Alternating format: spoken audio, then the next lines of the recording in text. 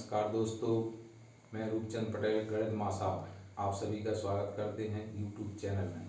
देखिएगा, आज हम कक्षा 10 के अध्याय 9 त्रिकोणमिति के कुछ अनुप्रयोग पर हम चर्चा करेंगे, जो महत्वपूर्ण चैप्टर है। और आज देखिएगा, इस पर कुछ परिभाषाएं। सबसे पहले हम एक होती है क्षैतिज रेखा। क्षैतिज जिसे हम आड़ी रेखा कहते हैं अपनी भाषा में।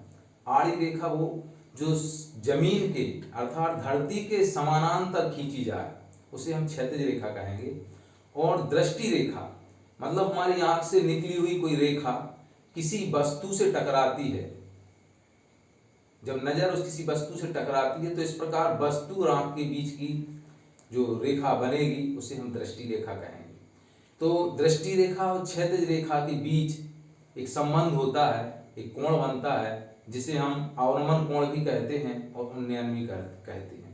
परंतु क्या होता है कि उन्नयन और अवनमन में थोड़ा सा हम विचार करें कि कैसे बनता है। देखिएगा, जब प्रेक्षक अर्थात मैं स्वयं या आप जमीन पर बैठे हुए हैं अथवा खड़े हुए हैं और जमीन से आप आसमान में स्थित कोई वस्तु, हवाई जहाज, पक्षी, पहाड़ पर स्थित कोई वस्तु अर्थात ऊंचाई की ओर जब आप देखते हैं इस प्रकार से कि जब आप सीधी नजर डालते हैं तो वो क्षैतिज रेखा हो जाएगी जो जमीन के समानांतर होगी। और अपनी दृष्टि को आप सीधे ऊपर की ओर इस प्रकार से घुमाएंगे तो जो क्षैतिज रेखा होगी और जो दृष्टि रेखा होगी इसके बीच जो कोण बनेगा वो उन्नयन हुआ। अर्थात आप ऊपर की ओर देख रहे हैं तो उन्नयन कोण बनेगा। परंतु इसी प्रकार यदि प्रेक्षक किसी ऊंचाई पर स्थित है, ऊंचाई पर खड़ा हुआ है और यदि वो सीधे समानांतर इस प्रकार से खड़ा हुआ है और उसकी जो दृष्टि रेखा है वो जमीन के समानांतर है, परंतु जमीन पर स्थित किसी पत्थर या वस्तु को जब नीचे की ओर दृष्टि घुमाता है तो ऊपर जो रेखा है वो क्षैतिज रेखा है, उसके आधार पर जब दृष्टि नीचे की ओर घुमाता है तो इसके द्वारा बना कोण अवनमन होता है। अर्थात ऊपर से नीचे की ओर देखता है तो अवनमन कोण बनता है। तो आप इसमें देखिएगा स्क्रीन पर उन्नयन कोण के लिए प्रेक्षक की आंख बनी हुई है। ये किसी पहाड़ अथवा मीनार के ऊपर वस्तु रखी हुई है। प्रेक्षक दृष्टि को नीचे से ऊपर की ओर घुमा रहा है तो उन्नयन कोण बन रहा है। ये समानांतर रेखा है जमीन की, क्षैतिज रेखा है और ये दृष्टि रेखा है। इस प्रकार से उन्नयन कोण का निर्माण होता है। उसी प्रकार आप देखिएगा अवनमन कोण। अवनमन कोण भी प्रेक्षक ऊपर है, ये सीधी रेखा आ रही है, क्षैतिज रेखा है और उसने दृष्टि को नीचे की ओर घुमाया हुआ है। आप देख रहे हैं यहाँ नीचे की ओर घुमाता है तो ये नीचे स्थित वस्तु को देखने लगता है।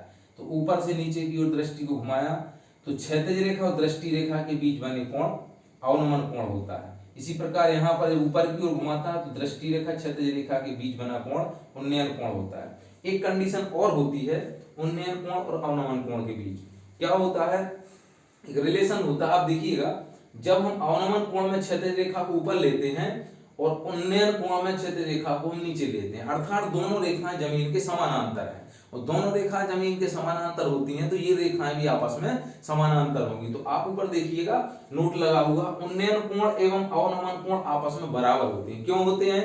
क्योंकि ये यहाँ पर एकांतर कोण का निर्माण करने लगते हैं। देखिएगा, एक क्षैतिज रेखा अवनमन कोण, ये एक रेखा ये उन्नयन कोण, ये दोनों एकांतर कोण बना रहे हैं, इसलिए उन्नयन कोण और अवनमन कोण आपस में बराबर होते हैं। अब आते हैं हम दृष्टि रेखा पर।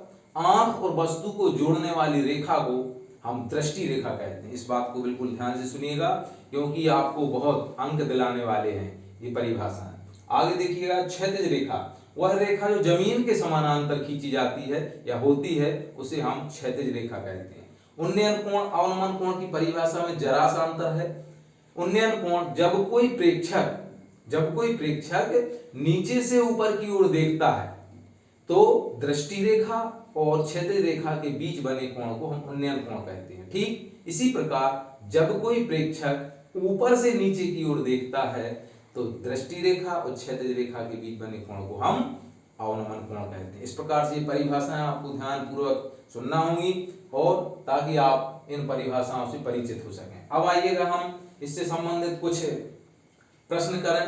अब हम देखेंगे कि यदि कोई वस्तु पहाड़ पर रखी हुई है और उस वस्तु से अर्थात पहाड़ की ऊंचाई नापना है तो ऊंचाई नापने के लिए चूंकि हमने पिछले बार एक वीडियो में आपको बताया था, एक यंत्र बनाया हुआ था, इस यंत्र से हम इस पहाड़ की ऊंचाई, किसी भी मीनार की ऊंचाई अथवा पहाड़ की ढलान या हम खंबे से बांधी हुई रस्सी की ढलान को आसानी से नाप सकते हैं कितनी लंबी है।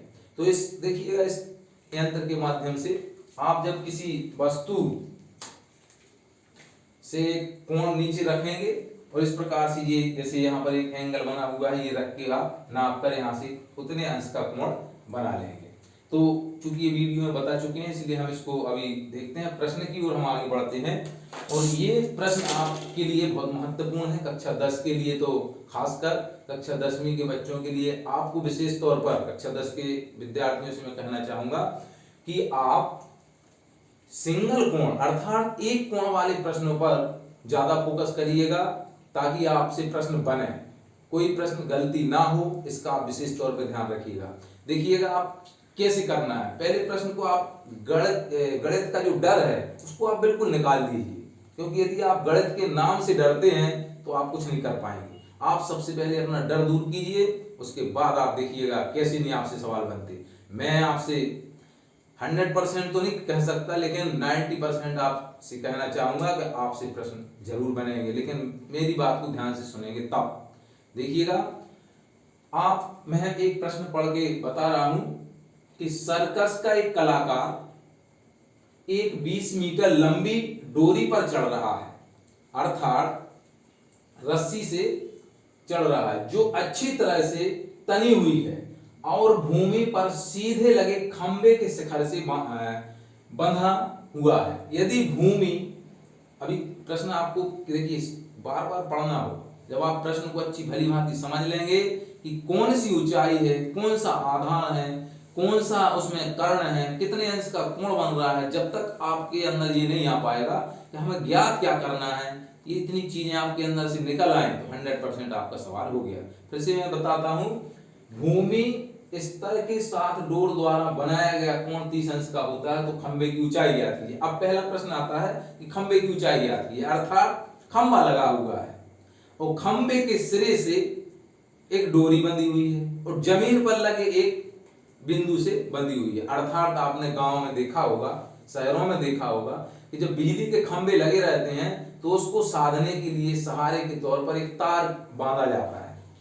तो बिल्कुल उसी प्रकार का ये प्रश्न आपके सामने है कि ये खंबा है, इसको देखिए हमने डायग्राम बनाया हुआ है, तो हम सबसे पहले खंबा खड़ा करेंगे, फिर खंबे के आधार से एक बिंदु है, इस बिंदु से यहां तक एक रस्सी बंधी हुई है, जो रस्सी की लंबाई 20 मीटर, देखिए मैंने अंडरलाइन किया हुआ है, 20 मीटर लंबी रस्सी बंधी है और 30 अंश का कोण बन रहा है। निकालना है खंबे की ऊंचाई, अर्थात रेड कलर से आपको दिखाई दे रहा होगा कि ऊंचाई निकालना है। अब ध्यान देने योग्य बात यह है, चूंकि आपने शब्दों वाले प्रश्न को पढ़ा है और प्रश्न शब्द वाले हैं, उसको आपने एक डायग्राम बनाया, उस डायग्राम जब आपने बना दिया तो चूंकि उस जो चित्र बनाया है उस चित्र का आपको नामकरण करना होगा। देखिए जब कोई इस संसार में आता है तो उसका नामकरण करना, नहीं तो हम इसको क्या नाम देंगे, नाम तो देना पड़ेगा। तो आप अपने हिसाब से आप कोई भी अंग्रेजी के बड़े अक्षरों से इनको नामांकित कर दीजिए। जैसे मैं यहाँ नामांकित कर रहा हूं अक्षर A B C, चूंकि 3 बिंदु है त्रिभुज में इसलिए मैंने ABC से नाम दे दिया। अब यहाँ एक प्रश्न उठ रहा होगा आपके अंदर कि चूंकि मैंने उन्नयन कोण और अवनमन कोण के बारे में आपको बताया, परंतु यहाँ कहीं तो लिखा नहीं है कि उन्नयन कोण बन रहा है कि अवनमन। तो आपको क्या करना होगा कि जब कभी इस प्रकार की कंडीशन आपको समझ में ना आए कि उन्नयन बन रहा है कि अवनमन, तो हमेशा आपको उन्नयन कोण ही बनाना है, इसका आप ध्यान रखिएगा, उन्नयन कोण ही बनाएंगे तभी आपका प्रश्न हल हो जाएगा। मैंने नामांकित कर दिया। अब आपका प्रश्न देखिएगा सबसे कठिन, यदि आपने इसमें से छांट लिया है कि कोण क्या है, अर्थात देखिए आप यहां भाषा भी लिख सकते हैं अथवा डायरेक्ट भी लिख सकते हैं कि AC बराबर 20 मीटर, AC बराबर 20 मीटर और AB बराबर H मीटर। जी हमने माना, यहां पर हमें मानना है, जो ज्ञात करना है उसको हमने माना। और कोण जो बन रहा है वो आपका कोण C पर बन रहा है 30 अंश का। चूंकि आपने कोण लिख दिए, मान लिख दिए। अब देखिएगा आपको क्या करना है इसमें, प्रश्न पढ़ने के बाद डायग्राम बनाया, चित्र आपका बन गया, चित्र में से ढूंढते हुए वैल्यू आपको लिख देना जो है। अब देखिएगा प्रश्न से हमने चित्र पे पहुंचे, चित्र आपका हमेशा समकोण त्रिभुज बनेगा। अब हमें पूरे प्रश्न को कम ध्यान देते हुए अब हमने कौन सा त्रिभुज बना उस त्रिभुज पर फोकस करना है। अर्थात त्रिभुज कौन सा बना, हमारे पास समकोण त्रिभुज आ गया। अब समकोण त्रिभुज पे फोकस करना है कि समकोण त्रिभुज में कौन कौन सी भुजाएं होती हैं। क्योंकि आपने पहले इसको पढ़ा हुआ है, देखा हुआ है, तो ये कौन सा त्रिभुज बना, समकोण। समकोण त्रिभुज में कौन कौन सी भुजाएं होती हैं इसका हमें ध्यान देना होगा। क्योंकि समकोण त्रिभुज है तो जो 90 अंश का कोण बनता है उसके सामने की भुजा हमेशा कर्ण होती है, तो इसको आप कर्ण ले लीजिए। और जो कोण बन रहा है उसके सामने की भुजा न्यून कोण बन रहा है वो हमेशा लंब होती है, लंब ले लीजिए। अब फोकस कीजिए, प्रश्न उठता है कि हमारे बहुत सारे बच्चे ऐसा प्रश्न करते हैं कि कहीं tan लगा देते, कहीं sin लगा देते, पता कैसे चलता है कि यही लगाना है। तो आप घबराइए नहीं, बिल्कुल भी आपसे प्रश्न जरूर बनेगा। देखिएगा, आप फोकस करिएगा कि हमें करना क्या है। आपको इस बात का ध्यान रखना है कि जो हमारे इस चित्र में बनाया गया है, जो हमारे पास उपलब्ध है और जो हमें ज्ञात करना है, बस उन दोनों भुजाओं पर आप फोकस करिए, प्रश्न आपका हल हो गया। अब देखिए यहां कर्ण हमारे पास है, लंब हमें ज्ञात करना है। देखिए प्रश्न था हमारा शाब्दिक प्रश्न के आधार पर हमने चित्र बनाया, लेकिन चित्र कौन सा बना, समकोण। तो समकोण के रूल्स लगेंगे, नियम लगेंगे। समकोण के नियम क्या है, कौन कौन सी भुजाएं हैं, उस पर आधारित हमारे जो सूत्र हैं वो लगाए जाएंगे। तो कर्ण ज्ञात है, लंब हमें ज्ञात करना है। तो ज्ञात और अज्ञात दोनों पर हमें ध्यान देना है। तो आप दो प्रकार से सोच सकते हैं, कर्ण बटे लंब। अब देखिएगा, अपने पिछले वीडियो में पढ़ा हुआ था, बताया गया था कि इस त्रिकोणमिति में यहां पर देखिए मैंने बनाया हुआ है कर्ण बटे, यदि कर्ण बटे लंब लेते हैं तो कर्ण बटे लंब, अर्थात जो हमने साइन कॉस टेन है इसके उल्टे वाले तीन जो होते हैं कोसेक सेक कॉट, सबसे पहले आप इनको क्रम से याद करेंगे गिनती के तौर पर। साइन कॉस टेन एक सांस में, sine cos tan cosec sec cot, sine cos tan cosec sec cot. अब ऐसे में आपको फायदा क्या होगा, फायदा ये होगा कि साइन कॉस टेन में एक फॉर्मूला चलता है जिसे अपन अपनी भाषा में कहते हैं लाल बटे कक्का, अर्थात एल मतलब लंब, ए मतलब आधार, के मतलब कर्ण। तो लाल बटे कक्का मतलब लंब बटे कर्ण। साइन हमने पहला बताया था, साइन कॉस टेन, तो पहला लंब बटे कर्ण, दूसरा आधार बटे कर्ण, कॉस बराबर हो जाएगा टेन बराबर लंब बटे आधार हो जाएगा। इसी प्रकार आप इसको पलट दीजिएगा तो कर्ण बटे लंब, साइन का उल्टा कोसेक होता है जो आपने अभी चौथे नंबर पर आया कोसेक, फिर सेक बराबर होगा कर्ण बटे आधार और कॉट बराबर होगा आधार बटे लंब। इस प्रकार से आपको सूत्र हो जाएंगे याद। तो यहां देखिए जो हमें ज्ञात और अज्ञात की बात चल रही थी, तो कर्ण बटे लंब लगाइए जो अगली तीन निष्पत्ति है, परंतु आप इसको और इस प्रकार से कर लीजिए कि लंब बटे कर्ण। तो इसमें लंब बटे कर्ण, इसमें से आपका फॉर्मूला दिख रहा होगा कि लंब बटे कर्ण अर्थात कौन सी त्रिकोणमिति अनुपात इसमें प्रयोग में लाई जाना है, इसका बहुत महत्वपूर्ण बात है, इसको खोजना बहुत महत्वपूर्ण। यदि आपने ये खोज लिया प्रश्न आपका हल हो गया। देखिएगा लंब बटे कर्ण, लंब ज्ञात करना है, कर्ण ज्ञात है। अब आप कहेंगे जो हमें अज्ञात है ज्ञात की ओर चलना, कैसे भी लिख सकते हो कर्ण बटे लंब, लंब बटे कर्ण, लेकिन आप जैसा सूत्र लिखोगे वो सूत्र आपको वैसा ही लिखना पड़ेगा। यदि कर्ण बटे लंब लिख रहे हैं तो आपको कोसेक लिखना पड़ेगा, और यदि लंब बटे कर्ण लिख रहे हैं तो आपको साइन ही लिखना पड़ेगा। तो यहां देखिएगा लंब बटे कर्ण साइन लगेगी, और थीटा अर्थात जो हमारे पास न्यून कोण बन रहा है उसका मान भरना है। देखिएगा कैसे भरते हैं हम। तो यहां लिखना क्या है आपको, यहां लिखेंगे समकोण त्रिभुज, क्योंकि हम समकोण त्रिभुज का प्रयोग कर रहे हैं। समकोण त्रिभुज ABC में साइन 30 बराबर लंब बटे कर्ण, सूत्र लिखना है, लंब बटे कर्ण। अब मान भरना है। चूंकि साइन 30 का मान हमने पिछले वीडियो में आपको निकाल के बताया था, उस वीडियो को आप जरूर देखिएगा ताकि आपको वो 0 अंश से 90 अंश तक के सभी कोण, सारे के सारी त्रिकोणमितीय अनुपात के मान आप बड़ी आसानी से निकाल सकते हो। उसको जरूर देखिएगा। तो यदि वो बनेगा तो ये सवाल आपसे बनेंगे। तो क्योंकि हमें जिस मान की जरूरत है हम वो आसानी से निकाल सकते हैं। देखिए साइन 30 का मान 1/2 होता है, तो हम 1/2 लिख देंगे। लंब हमारे पास h है, लंब हमारे पास h है तो हम h लिख देंगे। आप h नहीं लिखना चाहें, केवल a भी लिखना चाहें तो a भी लिख सकते हैं। तो और कर्ण आपके पास 20 मीटर है तो 20 मीटर लिख दीजिए।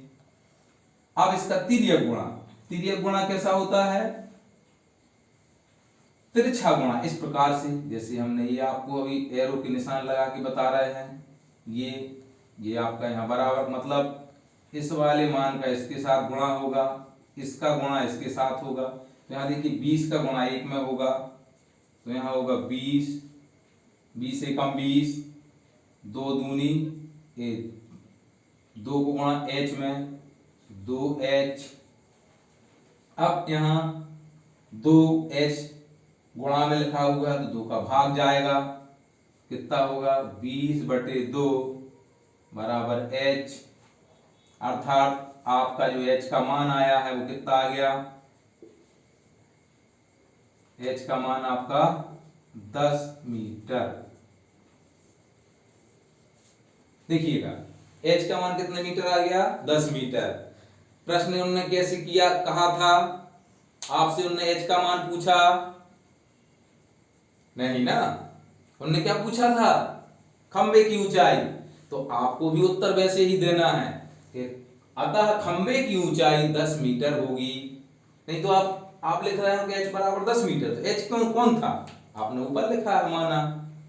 देखिए एक मैं थोड़ा सा कहानी सुनाना चाहूंगा। जैसे मान लीजिए आपने बाजार से एक फ्रिज खरीदा और आपसे लाते नहीं बन रहा घर पे, तो आप क्या करेंगे?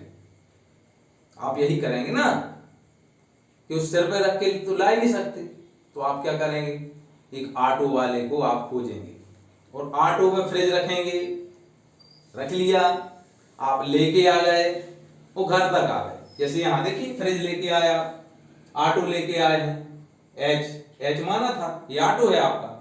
ऑटो पे लेके आ गया, फ्रिज आ गया यहाँ तक, h बराबर 10 मीटर। अर्थात ऑटो आपके दरवाजे पे खड़ा है, तो आप वहीं फ्रिज छोड़ देंगे ऑटो ही में। क्या करेंगे? फ्रिज को आप अपने घर के अंदर लाएंगे, ऑटो वाले को छोड़ देंगे। तो यहाँ भी आपको ऑटो वाले को छोड़ना है, अर्थात h को छोड़ना है, जिसको माना था उसको छोड़ना है। आपको जो पूछा था वैसे ही उत्तर देना है, अर्थात खंबे की ऊंचाई 10 मीटर होगी। ये विशेष तौर पर ध्यान रखना है, यूनिट का विशेष तौर पर ध्यान रखना है, इकाई जरूर लिखना है। यदि आपने पूरा प्रश्न सही कर दिया परंतु इकाई नहीं लिखी, मीटर जो भी उसमें यूनिट दी गई है वो आपको लिखना अनिवार्य। यदि नहीं लिखी तो आपका 1 नंबर कट जाएगा, इसका आपको ध्यान रखना। देखिएगा दूसरा प्रश्न भी हम देखते हैं। आप दूसरे प्रश्न में देखिए, भूमि के एक बिंदु से, मतलब एक जमीन है, उस बिंदु से मान लो मैं यहां खड़ा हूं, जो मीनार के पाद बिंदु, मीनार का पाद बिंदु अर्थात मीनार जहां जिस जमीन पर खड़ी हुई है वो पाद बिंदु, आधार बिंदु जिस पर मीनार खड़ी हुई है। जैसे मैं खड़ा हूं जमीन पे तो मेरे पैरों की जो जमीन है ना वो पाद बिंदु होगा। इसी प्रकार मीनार का पाद बिंदु से 30 मीटर की दूरी पर, अर्थात जो बिंदु है उससे 30 मीटर दूर मीनार का पाद बिंदु है। मीनार के शिखर का उन्नयन कोण, देखिए यहां स्पष्ट लिखा हुआ है उन्नयन कोण, तो इस उन्नयन कोण 30 अंश है, तो मीनार की ऊंचाई ज्ञात की। अब सबसे पहले तो आप चित्र बनाइएगा, चित्र बना के देखिएगा। पहले प्रश्न को नहीं आया समझ में, एक बार फिर पढ़िए, जब तक प्रश्न समझ में ना आया पढ़ते रहिए और चित्र बनाइए। कट जाने दो पेज, 4 गलत होंगे होने दो, परंतु आप प्रयास करते रहेंगे, लिखते रहेंगे तो 100% आप सफल होंगे। इस बात का ध्यान रखिएगा। इस प्रश्न को फिर से मैं पढ़ के बताऊं। भूमि के एक पाद बिंदु से, यानी जिस जमीन से मीनार के एक पाद बिंदु से 30 मीटर की दूरी पर है, मीनार के शिखर का उन्नयन कोण 30 अंश है, तो मीनार की ऊंचाई ज्ञात कीजिए। तो देखिए मीनार की ऊंचाई आपको, फिर मैंने चूंकि चित्र पहले से बना के रखा है, समय खराब ना हो, तो ये कि इसमें भी नामकरण नहीं है, तो आप अपने हिसाब से नामकरण कर दीजिएगा। तो मैं पुनः ABC नाम दे सकता हूं, आप PQR भी दे सकते हैं, RST भी दे सकते हैं, जो आपकी इच्छा हो वो आप जरूर इसमें लिखिएगा। अब देखिएगा हमारे पास क्या उपलब्ध है और क्या हमें ज्ञात करना है मुख्य तौर पर। तो सबसे पहले हम लिखेंगे BC बराबर, चूंकि जो ज्ञात करना है उसको पहले लिख दें, माना AB बराबर, AB क्या है, AB क्या है, मीनार की ऊंचाई। तो यहां आप लिख सकते हो माना मीनार की ऊंचाई। आप ऐसा भी लिख देंगे कि माना AB बराबर H मीटर, कोष्टक में लिख देंगे मीनार की ऊंचाई। फिर और उपलब्ध क्या है, BC, BC बराबर कितना है, 30 मीटर। उन्नयन कोण, अब यहां चूंकि उन्नयन है तो आपको वैसे ही लिखना पड़ेगा, तो उन्नयन कोण C बराबर 30 अंश आ गया। वैसे ही बिल्कुल लिखना है कि समकोण त्रिभुज, समकोण त्रिभुज AB, त्रिभुज का चिन्ह बनाना है, समकोण लिख दिया, त्रिभुज का चिन्ह बनाया, ABC, जो भी आप नाम देंगे, मैंने ABC दिया तो मैंने ABC लिख दिया, आप PQR देंगे तो PQR लिखेंगे, आप RST देंगे तो RST लिखेंगे।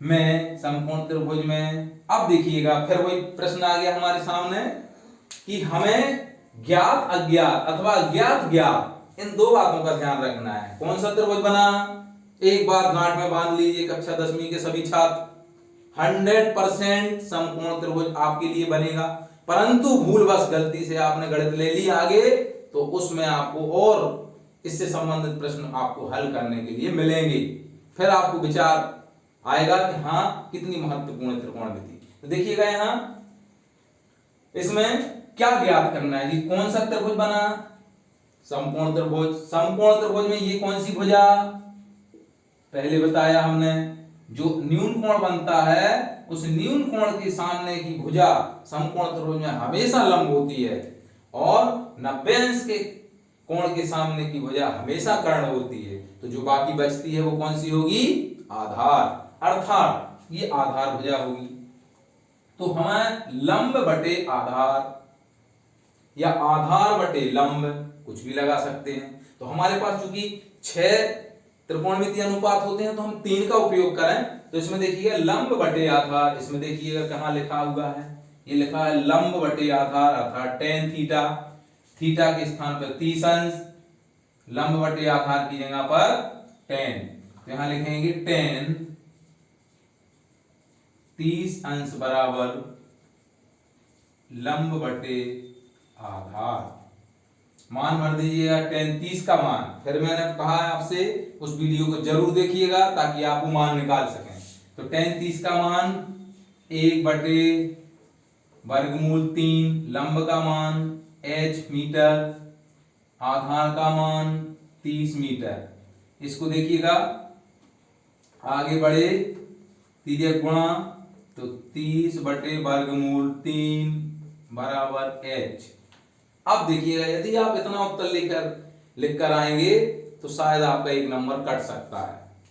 क्यों, क्योंकि हमेशा आपको ये ध्यान रखना है कि कभी भी हर में वर्गमूल को नहीं छोड़ना है, हर में वर्गमूल को नहीं छोड़ना है। तो नहीं छोड़ना है तो हम कहां ले जाएंगे उसको, उस वर्गमूल को आपने पढ़ा होगा परमेयीकरण, जिसे हम कभी कभी हर का परमेयीकरण भी पढ़ा होगा आपने। तो इसका हर का परमेयीकरण करना, हर का परमेयीकरण क्या कहलाता है, यहां मैं कर दे रहा हूं जगह कम होने की वजह से। हर का परमेयीकरण है हर की संख्या को अंश और हर में गुणा करना। तो इस प्रकार से हर में हमारे पास वर्गमूल 3 था, तो हमने ऊपर नीचे गुणा कर दिया। अब आप इसका गुणा करिएगा, तो वर्गमूल 3 अर्थात वर्गमूल 9, 9 का वर्गमूल कितना होता है 3, तो वापस 3 लिख दीजिए। तो यहाँ हो जाएगा 30 वर्गमूल 3/3। तो 3 से 10 कट जाए 30 कट जाएंगे तो कितना आ जाएगा 10 वर्गमूल 3 मीटर। ये आपका उत्तर हो जाएगा। इस प्रकार से यहां भी हम क्या लिखेंगे, अतः मीनार की ऊंचाई 10 वर्गमूल 3 मीटर है। इसको यदि प्रश्न परीक्षा में पूछा जाता है कि दशमलव के 2 अंकों तक भी इसका उत्तर निकालिए, तो दशमलव के 2 अंकों तक अर्थात वर्गमूल 3 का मान भी भरना है 1.732।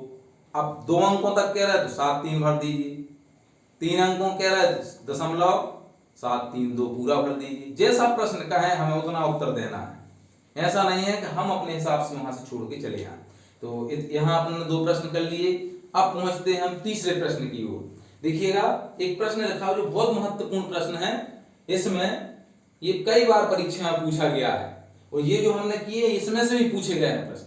तो एक सिंगल कोण वाले प्रश्नों को आप जितने हैं सारे कर डालिए। मैं तो आपकी हेल्प करूंगा, जितनी बन सकती है पूरी हेल्प करूंगा। 2 अंश वाले जो कोण हैं उससे भी प्रश्न हम हल करवाएंगे, लेकिन सबसे पहले आप प्रैक्टिस सिंगल कोण वाली कीजिए। देखिएगा आंधी आने से एक पेड़ टूट जाता है, फिर लिखा है और टूटा हुआ भाग इस तरह मुड़ जाता है कि पेड़ का शिखर जमीन को छूने लगता है। अब हमारे बच्चे क्या करते हैं, क्या समझते हैं इसको, वो हर बार बोलते हैं सर पेड़ बीच से टूट गया है। देखिए बीच से यदि टूट जाता पेड़, क्या वहां से पेड़ को हवा को पता था या हवा को लंबाई पता थी पेड़ की कि 15 मीटर है तो 7.5 मीटर पे हम तोड़ देंगे इसको? नहीं, उन्होंने ये कहा है कि पेड़ कहीं से टूट जाता है। अब कहां से टूट गया ये नहीं पता, इस बात का आपको ध्यान रखना है। बहुत सारे बच्चे लिख देते हैं बीच से टूट गया, बीच से नहीं टूटा पेड़। और इसके साथ 30 अंश का कोण बनाता, अर्थात आप समझ गए ना कि यदि एक पेड़ लगा हुआ है, जैसे मैं खड़ा हुआ हूं, अब हवा चली तो मैं मान लीजिए कमर के यहां से झुक गया, मैं यहां से झुक के मेरा सिर जमीन में टच होने लगा, अर्थात पेड़ ऐसे टूट के ऐसा जमीन में टच होने लगे। क्या टच होगा, पेड़ का शिखर ऊपरी हिस्सा नीचे छूने लगेगा। तो क्या बनेगा चित्र देखिएगा। तो जैसे पेड़ लगा था बी से लेके सी डैश तक, मैंने डैश मान लिया क्योंकि कल्पना कर रहे हैं कि यहां तक पेड़ था, पता नहीं कितना था, लेकिन मैंने यहां तक एक अनुमान लगा लिया कि यहां तक पेड़ था। अब सी डैश तक पेड़ था, सी की जगह से टूट के उसका ऊपरी हिस्सा बिंदु ए को छूने लगा। तो ये जो ढलान बन गई है टूटे हुए पेड़ की, वो जमीन के साथ 30 अंश का कोण बनाने लगा। तो अब देखिएगा उन्होंने कहा है कि पेड़ के पाद बिंदु की दूरी जहां पेड़ का शिखर जमीन को छूता है, अर्थात जहां पेड़ लगा था उस स्थान से जहां पेड़ की चोटी छू रही है वहां तक की दूरी 8 मीटर है। 8 मीटर दूरी है और जो छू रहा है वो 30 अंश का कोण बना रहा है। अब कह रहे हैं वो कि पेड़ की ऊंचाई ज्ञात कीजिए। हमारे बहुत सारे भोले छात्र ऐसे होते हैं कि वो बाकायदा जैसे मैंने ऊपर का प्रश्न हल किया वैसे ही हल करके आधा प्रश्न हल करके चले आते हैं। वो बोलते हैं कि मेरा पूरा अच्छा गया।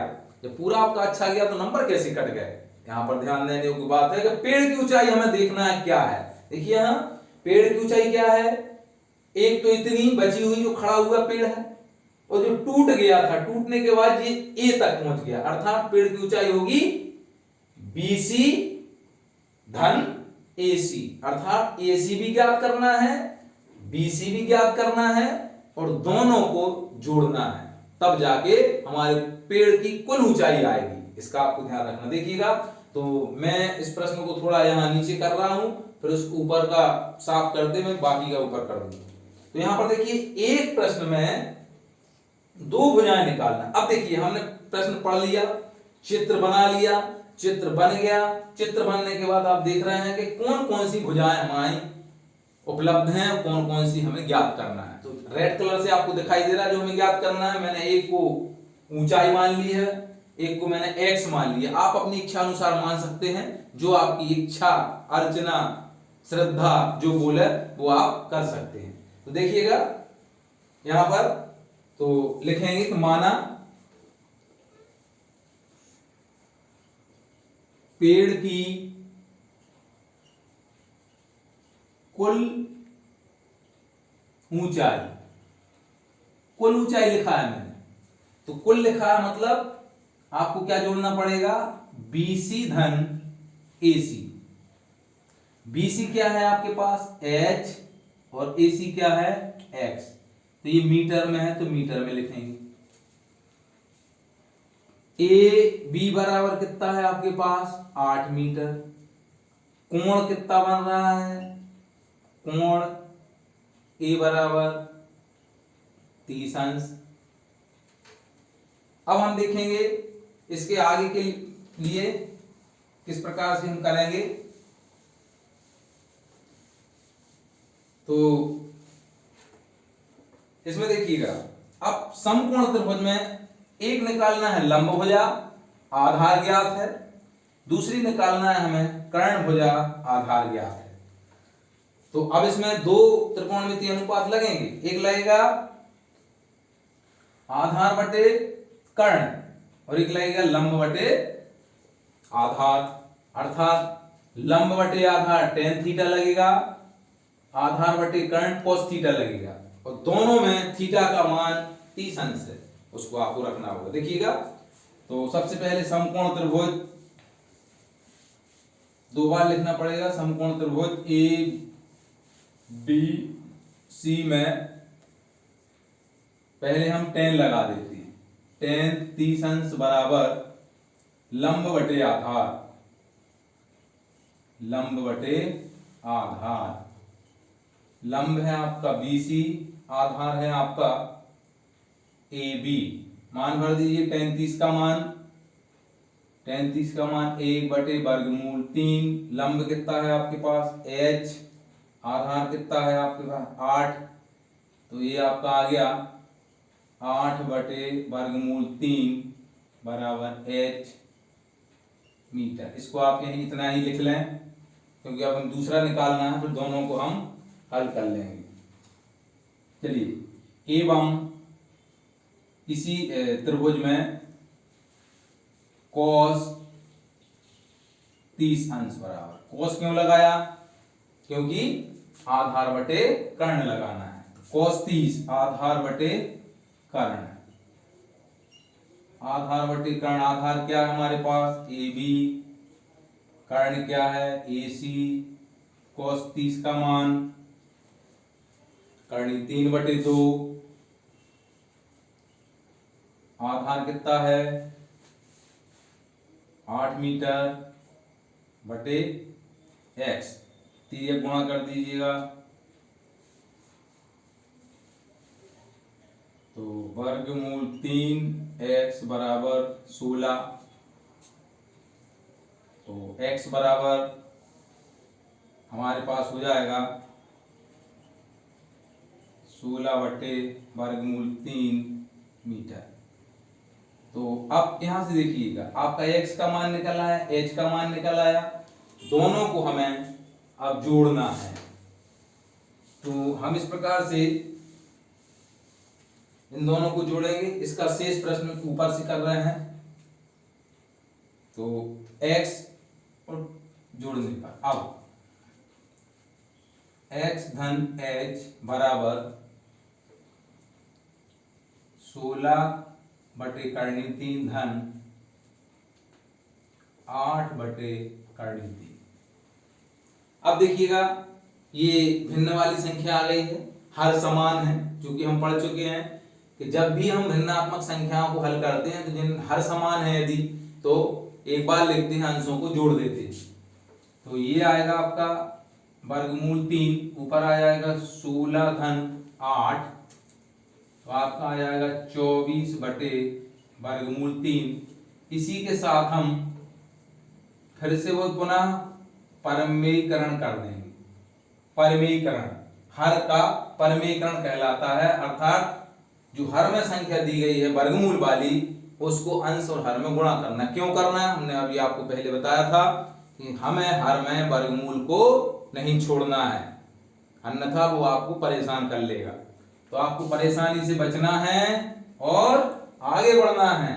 देखिएगा, गुणा हमेशा कैसा होता है, अंश में अंश का और हर में हर का गुणनफल, भिन्नात्मक संख्याओं का अंश में अंश का। तो 24 का वर्गमूल 3 के साथ, तो वर्गमूल 3 गुणित 24। तो वर्गमूल के अंदर 72 नहीं लिख दो, नहीं तो बाहर लिख दो, क्योंकि ये संख्या अलग है, परिमेय है और एक अपरिमेय है, और दोनों एक साथ लिखी जाएंगी, ना कि उनका गुणा के रूप में। ये नीचे कितना हो जाएगा, 3, अर्थात वर्गमूल 3 गुणित वर्गमूल 3 बराबर वर्गमूल 9, और 9 का वर्गमूल कितना होता है, 3। ये हमें यहाँ भरना है। 3 से 24 को काट दीजिए, 3 8 24 मीटर। अतः पेड़ की कुल ऊंचाई कितनी होगी, 8 वर्गमूल 3 मीटर होगी। इस प्रकार से आपने देखा कि एक अंश वाले कोणों को हम कितने आसानी से, बड़ी सहजता से हल कर लेते हैं। आप भी बिल्कुल इस सिंगल कोण वाले को करिएगा। यदि आपको कोई इसमें समझ में ना आया हो तो कमेंट जरूर करिएगा, और अच्छा लगे तो इसको लाइक करिएगा, सब्सक्राइब करिएगा। देखिए, हंसते रहिए, पढ़ते रहिए। मैंने फिर से कहा आपसे, हंसते रहिए, पढ़ते रहिए। गणित का डर दूर करें, गणित का डर दूर करें गणित माँ साहब से। Okay, thank you.